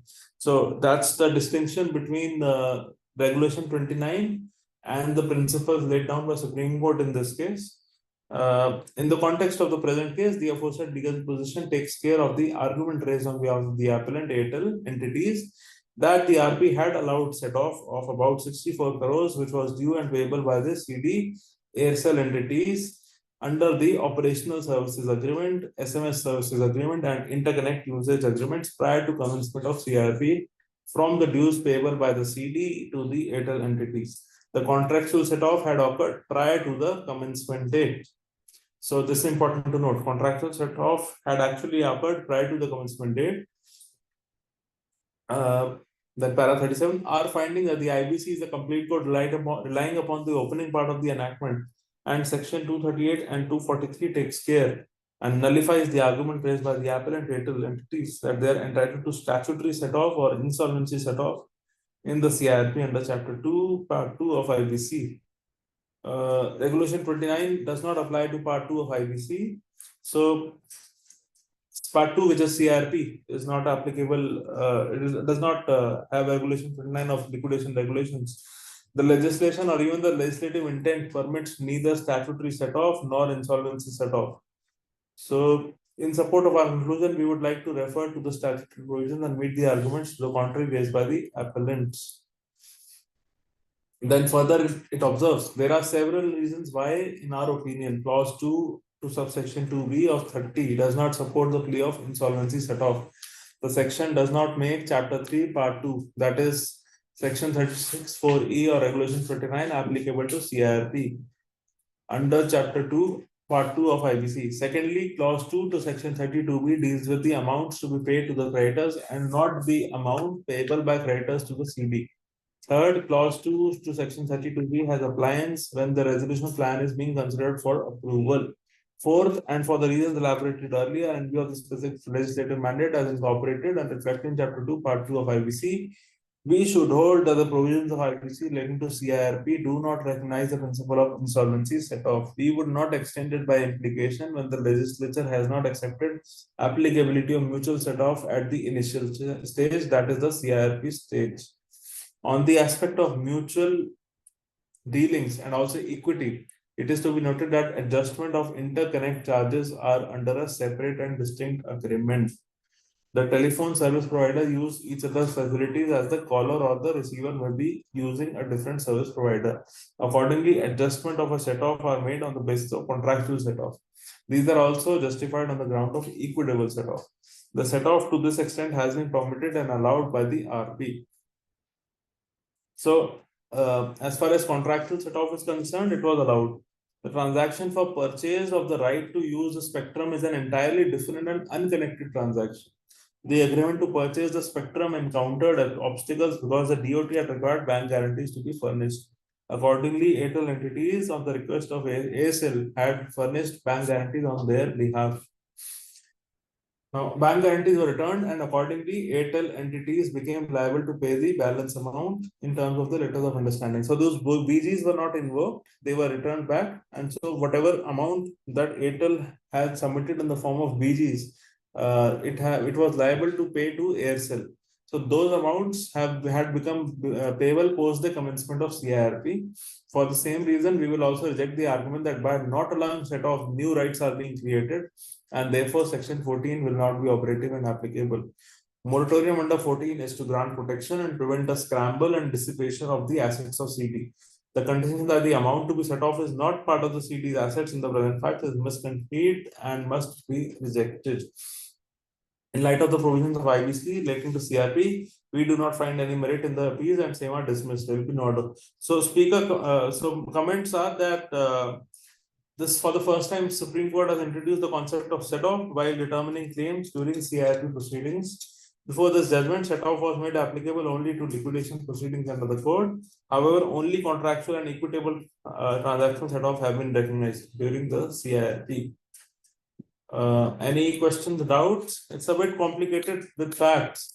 So I would recommend also to read the judgment. I'll share the judgment also along with the PPT, the PDF of PPT. So, but what it recognizes is usage of set off by RPs also. It recognizes the usage of set off by the claimants also if it is clear, contractual set off is there. But by the RP, so that the assets of the CD remain reserved for the purpose of resolution of the CD. Any questions, doubts, or any comment?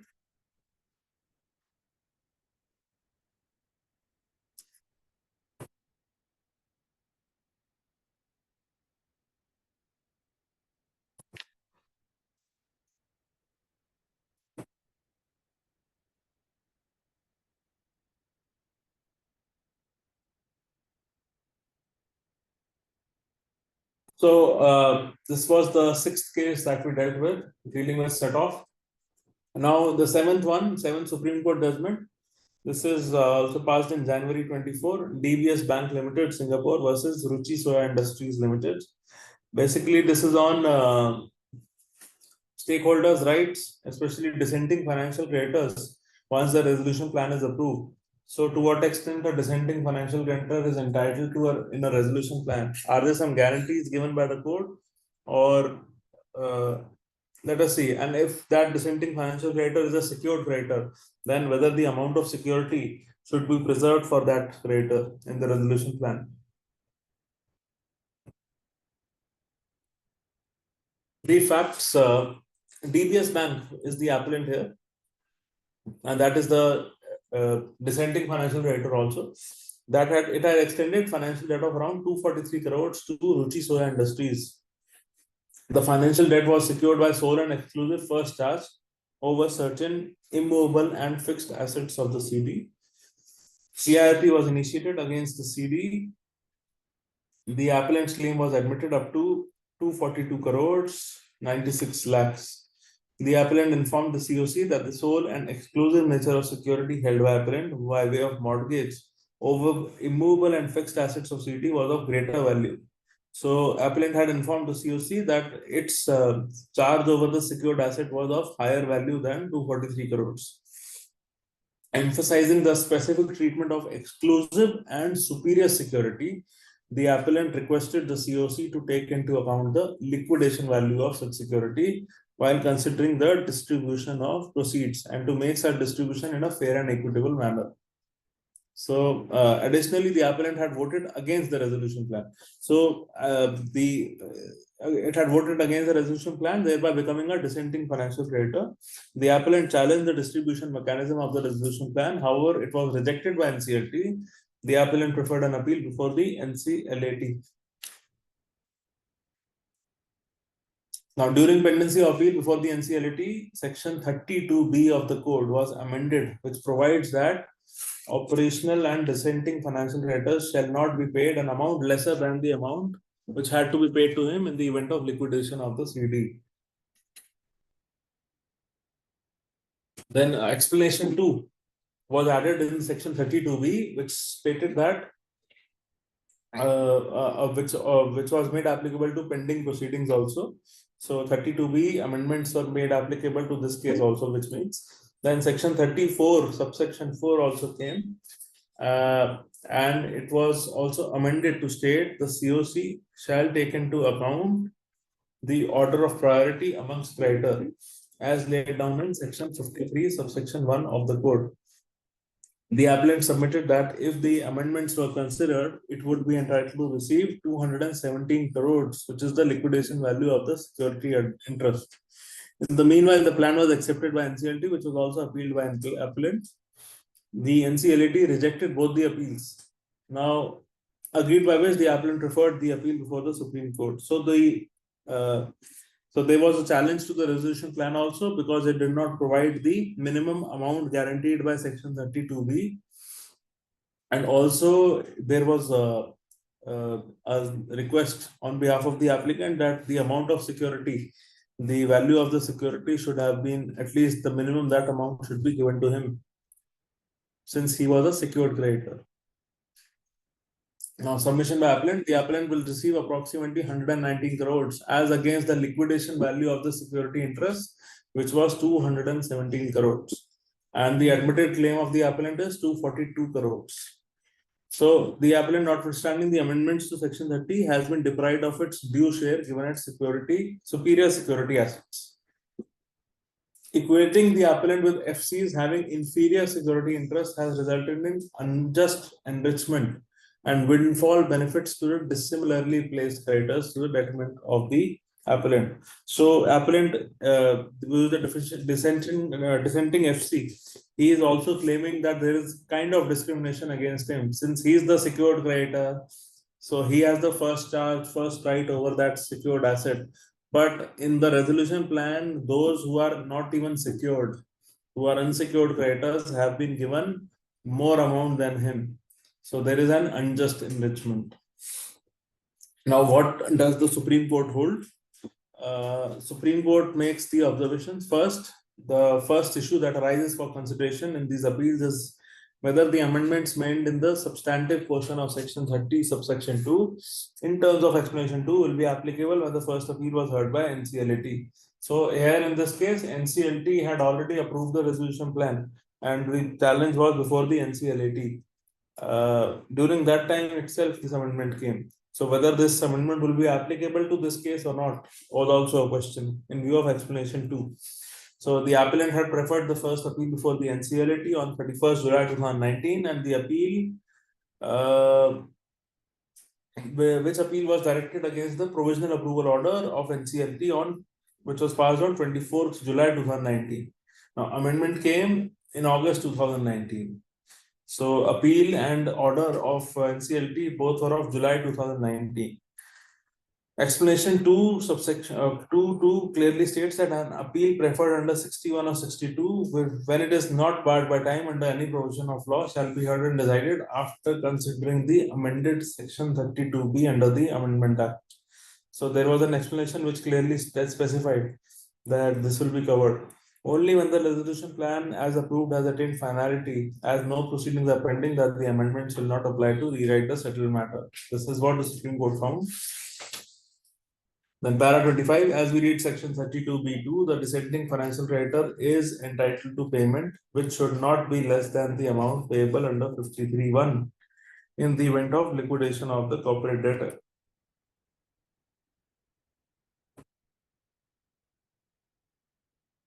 Section 32B2 forfends the dissenting financial creditor from settling for a lower amount payable under the resolution plan.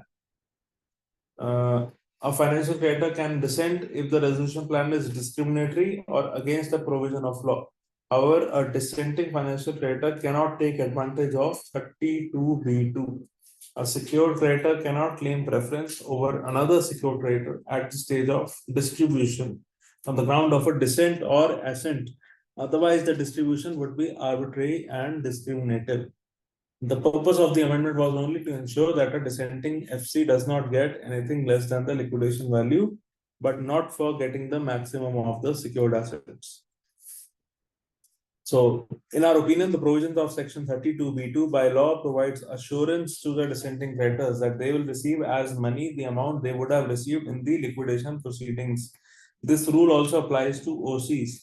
This ensures that dissenting creditors receive the payment of the value of their security interest. The purpose of discharge of obligation mentioned in second part of 32B2 of the code, dissenting financial creditors are to be paid an amount quantified in terms of the proceeds of assets receivable under 53 of the code. However, Section 32 refers only to the sum of money and nothing else. That is, it does not permit the dissenting FC to enforce the security and sell the same. This would be counterproductive and may nullify the resolution plan. What the dissenting FC is entitled to is the payment, which should not be less than the amount or value of security interest held by them. The security interest gets converted from the assets of the asset to the value of the asset, which is to be paid in the form of money. The amount to be paid to the dissenting FC should be in accordance with Section 53 in the event of liquidation of the corporate debtor. In other words, in our opinion, the dissenting FC is entitled to a minimum value in monetary terms equal to value of security interest. So in a way, Supreme Court agreed with the dissenting financial creditors' observations that submissions that he is at least entitled to the value of the security interest.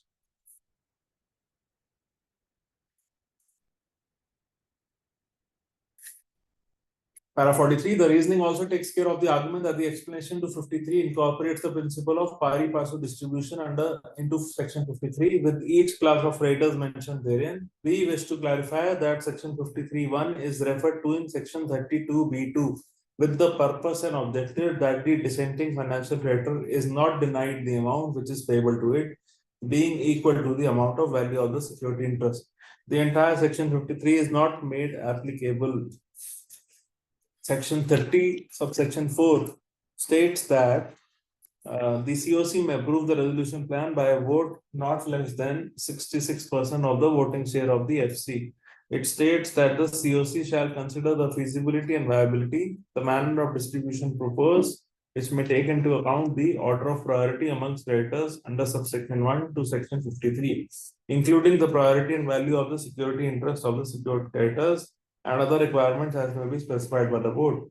These are the aspects that the COC has to consider. It is not necessary for the COC to provide each assenting party with liquidation value. However, so this is also important. Even if you have voted in favor of the resolution plan, you may not get the liquidation value that you would have got during the event of liquidation. But at least the dissenting FC has to be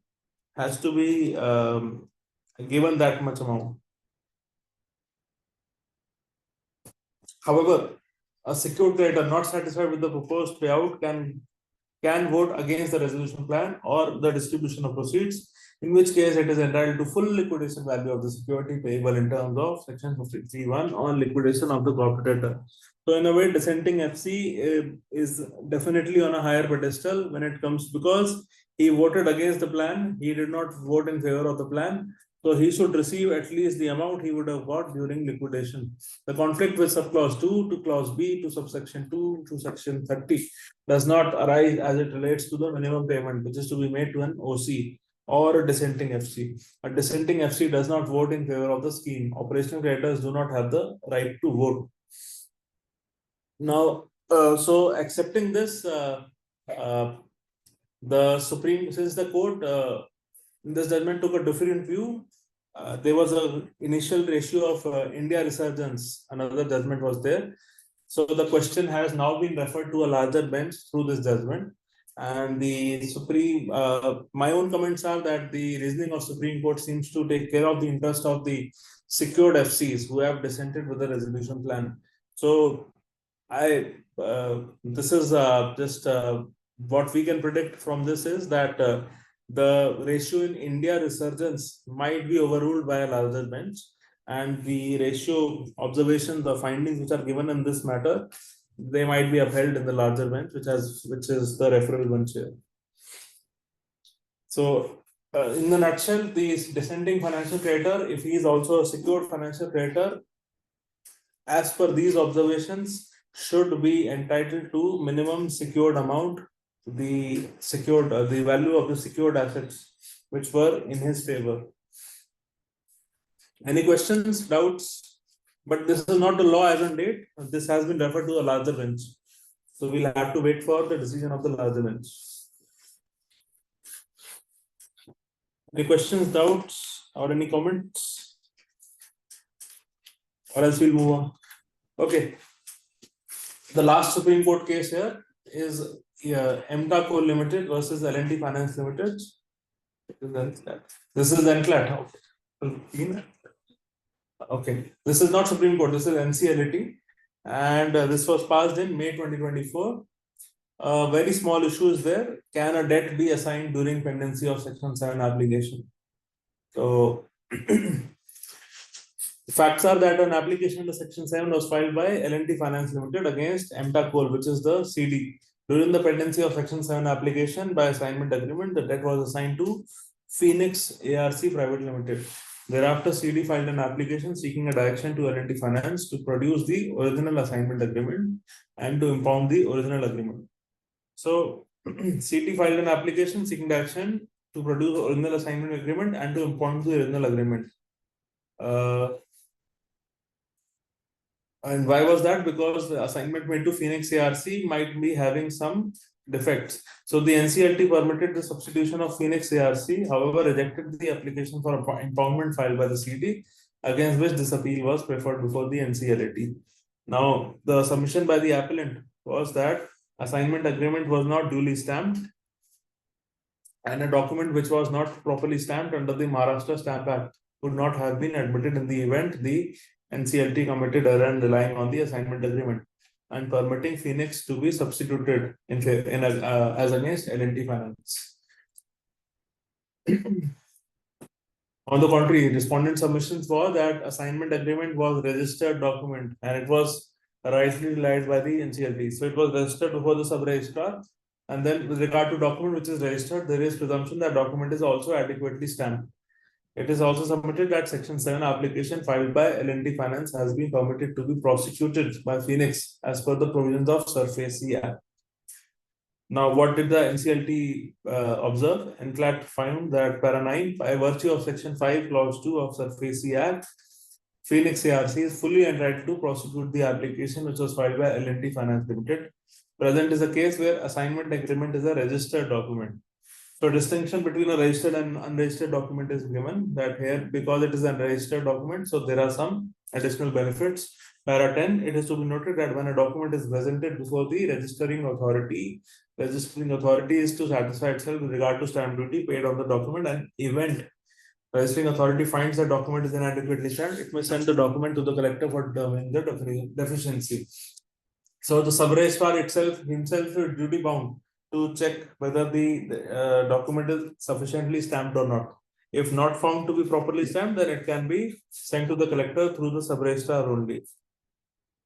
So that is why that benefit is given, and a presumption which is attached to a registered document that it is adequately stamped will flow in favor of the person relying on such registered documents.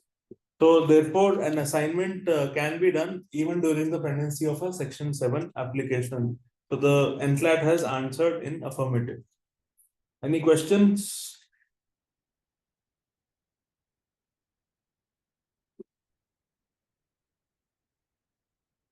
Okay, so the last one, no, second last is also a recent judgment of May 2024, Slimline Realty Private Limited versus Jigar Bhatt. Many issues are there. First, whether the statutory requirement under Section 35(5) to obtain prior approval of NCLT by liquidator to institute a suit or proceeding on behalf of the CT, is it mandatory requirement or only a direct requirement? So for all the liquidators here, so whether you are supposed to obtain prior approval of the NCLT for instituting any suit or proceeding on behalf of the CD, or not. Second, what are the consequences and status of the proceedings instituted by the liquidator on behalf of the CD without prior approval of the adjudicating authority? Whether a post facto approval granted by NCLT of proceedings instituted by liquidator without obtaining prior approval shall make the proceeding authorized or competent. So even if no consent or no approval has been taken from the NCLT, can a post facto approval be taken? Will that also make the proceedings legal? And fourth, whether before approval under Section 33(5) to the liquidator to institute proceedings on behalf of the CD, the party against whom proceedings are to be instituted, whether it has to be given an opportunity or notice by the NCLT. So for the giving approval also, whether the opposite party has to be given a notice by NCLT. So these are 4 issues, quite connected also to each other. Brief facts. The order of liquidation was passed against Reliance Marine and Offshore Limited, and Mr. Jigar Bhatt was appointed as liquidator. The liquidator issued demand notice to the appellants to make payment with respect to non-convertible unsecured bonds subscribed by the CD. No payments were made by the appellants, and the liquidator in September 2023 filed a Section 7 application. So the liquidator filed a Section 7 as an FC of CD became the FC in this case. The only asset of the CD is subscription in non-convertible and secured bonds of 5 private limited entities. So those were the appellants, those entities. NCLT granted ex post facto approval to the liquidator. So which means initially the permission was not taken, and the NCLT granted ex post facto approval to the liquidator to continue and proceed with the company petition, which is the Section 7 petition against the appellants. Agreed by the order, these appeals have been filed by the appellants. Submission by the appellants that Section 33 Clause 5 provides that after liquidation order has been passed, no suit or legal proceeding can be instituted by or against the corporate debtor, and proviso to the section provides for an exception that a suit or legal proceeding may be instituted by the liquidator only after obtaining prior approval from the NCLT. The prior approval contemplated under 33(5) proviso cannot be equated with post facto approval. Since the statute itself provides prior approval, so post facto is not the same as prior. It was the main contention. When a statute requires a sanction, permission, or approval, a post facto approval may cure the defect. However, when a statute mandates a prior approval, defect in initiation of proceedings cannot be cured by post facto disapproval.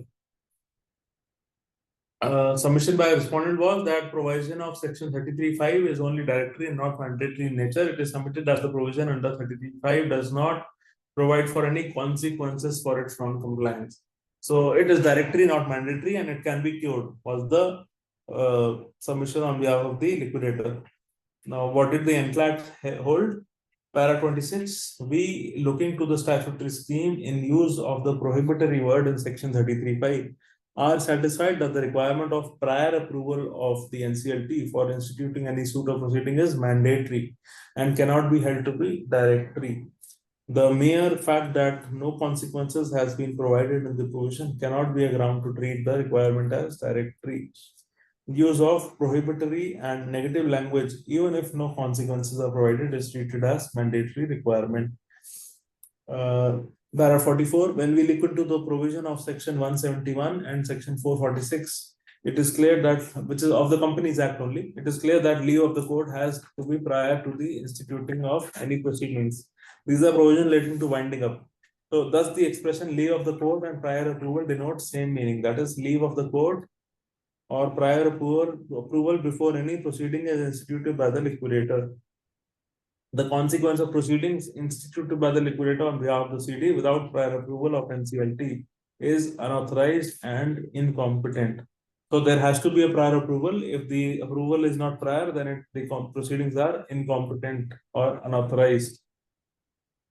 However, post facto approval granted by NCLT with regard to continuation proceedings already instituted by liquidator, which were instituted without obtaining prior, shall make the proceeding authorized. So even if the NCLAT held that the prior approval has to be taken, but post facto approval was also held to be validating the proceedings which were initiated without taking approval. Para 45, the scheme delineated under Section 33(5) does not indicate that the liquidator has to give an opportunity. So regarding the whether NCLT has to give notice to the opposite party before granting approval, so the NCLAT answered in the negative.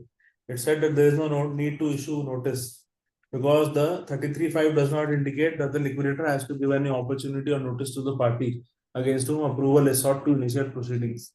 Provision of 33(5) is that the adjudicating authority should keep control over estate in the liquidation proceeding, so that no proceeding can be initiated by the liquidator so as to expose the CD to unnecessary expenses. Hence, the approval of the NCLT is required to institute proceedings. So, in a nutshell, there are two things. First, approval is needed to we answer the 4 issues which are raised. The requirement whether of statute requirement to obtain prior approval, it is a mandatory requirement and not directory. Second, the consequences and status of proceedings without prior approval, they will not be valid. But if a post facto approval is taken, then those proceedings will become validated. And before granting approval, NCLT is not required to give notice to the opposite party. Any questions?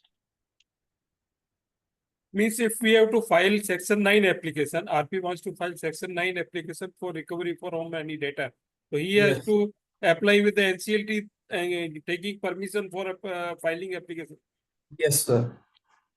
Okay, sir. Yes, because even in this case, a Section 7 application was filed. So I don't see any reason to differ with the nature of application. Okay, So sir. not just IBC, but any suit or legal proceedings, if you initiate, even arbitration proceedings. So those things, first approval has to be taken by liquidator. But this is only for liquidator, not RP. Or RP?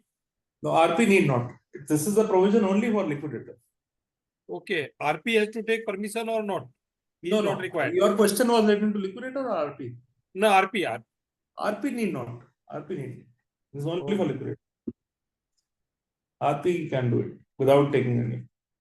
But of course, RP has to put it before COC, has to inform what legal steps he has taken and all.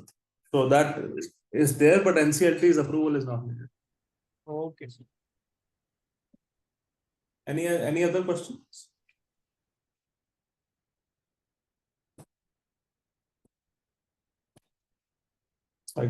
Okay, so now this is the last case of the session. Vishram Narayan Panchpur versus COC. This is also NCLAT. So last three cases are NCLAT, sorry. Decided on January 2024. The issue here is whether the ex-directors or promoters who resigned before the initiation of CIRP, whether they meet the eligibility criteria under 29A. Again, if a director has resigned before the commencement of CIRP proceedings against the CD, whether such director or promoter can be eligible to be a resolution applicant or not, and whether he satisfies the eligibility criteria as provided under 29A or not. So brief facts. NCLT by the impugned order has rejected the IA which was filed by the resolution professional for approval of resolution plan submitted by Mr. Mahesh Mathai, who was the successful RA, on the ground, and this is only RP found him to be competent, and that's why he moved an application for approval, but NCLT rejected it.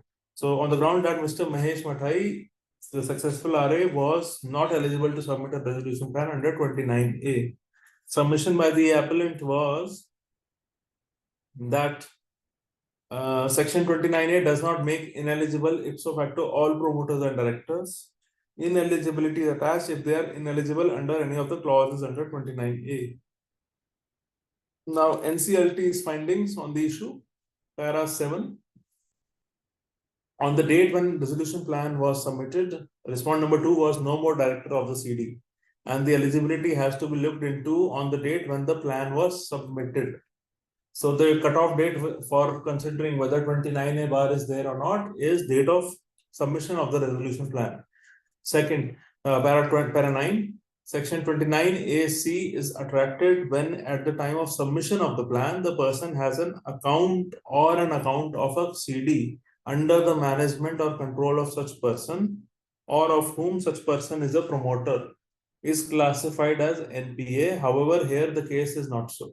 Present is a case where, as per submission of the appellant, no bank is creditor of the CD.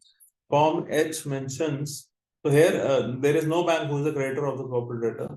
Form H mentions the name of creditors of the CD, and all creditors are only individuals. Present is not a case even there is any suggestion or material that account of respondent number 2 or the CD is NPA on the date of submission of resolution plan. Therefore, there is no question of applicability of 29AC. So here a very different case where the creditors, there is no creditor who is a bank. There is no bank involved. But so in such cases, since there is no bank, so there is no NPA account, and rather, even the individual who's applied to be a resolution applicant, even if he was the promoter or director before, but at the time of submission of resolution plan, he is not a related party also. So, para 12, the Supreme Court had occasion to consider 29A in reference to promoters of the CD in Hari Babu Thota So Hari Babu Thota Supreme Court judgment was relied upon. In the above case, a plan proposed by the promoter was approved by the COC, and the application was filed by the RP for approval of the plan, which was dismissed on the ground that the promoters could not have presented the plan. The appeal was filed by the RP challenging the order of the AA. One of the questions which was considered in the case was as to whether RA, who was promoter, was disqualified under 29A. The Supreme Court in the above case has held that there is no per se disqualification under 29A. 29A does not make per se promoters and directors ineligible to submit a plan unless they are ineligible under clauses A to G. Since in the present case, it is not the case that any of the clauses A to G are attracted on this point number 2, the mere fact that R2 was promoter and director shall not make him ineligible to submit a resolution plan. So, conclusion, we are of the view that the NCLT committed error in holding that the R2 is ineligible to submit a resolution plan. So, merely because you've been promoter does not disqualify you unless you have been hit by any of the clauses of A to G under section 29A. If none of those clauses are attracted, then of course you can file the resolution plan for consideration of the COC. And it has been clarified, though it is mentioned in the provision itself, that the cutoff date for considering the eligibility requirement is the date when the plan was submitted before the COC. Oh, sorry, the plan was submitted by the RA to the RP. So this is the entire gamut. I mean, we've done with this the entire anatomy of all the 10 cases that we've done. And any questions in relation to the last judgment or any of the 10 judgments that we've discussed? Any questions, any queries, doubts, anything? I will definitely be sharing it with everyone, so that need not be asked. But is there any query or anything else, any difficulty if any of us is facing in any of the CIRP or liquidation process that we can hop on, or we can discuss that also?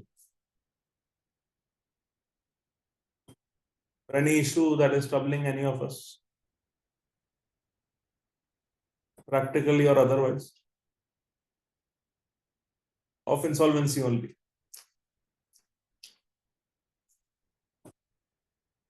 No?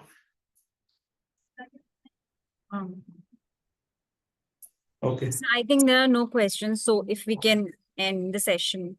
Yes. So that's the best thing that we have. Either everyone has understood everything or no one was able to understand anything.